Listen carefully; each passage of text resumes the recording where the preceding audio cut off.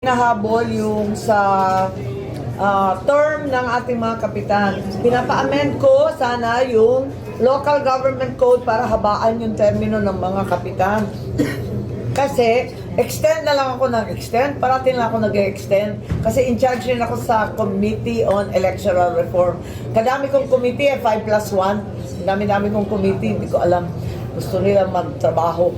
Tapos, ang sa mga kapitan, hindi natapos kasi ang version ng Senate, itong 4 years la ang term. Ang version ng Congress, 6 years. Pareho ko, kaya gusto ko 6 years. Kasi, extend ako ng extend. And kung titignan natin historically, sa ka-extend, ang average length ng kapitan ngayon is 5+ years.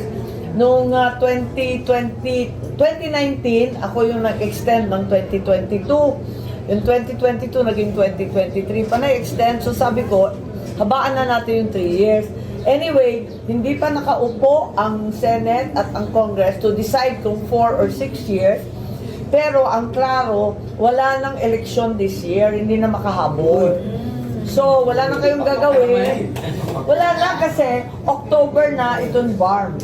Ang BARM election sa Muslim Mindanao will be in October. Wala nang tiyempo, October to December, na mag-imprenta ng 42,000 na barangay slate. Hindi na kaya between October and December. So wala na talaga this year, although nakalista pa rin. Tapos, magmi-meeting kami sa June, pagbalik after the election, mag-meeting kami at magdesisyon kung 4 years, ang next election will be 2027. Kung 6 years, ang next election will be 2029. Kasi ang gusto, wag nang isabay sa presidential kaya magulo. So, yun.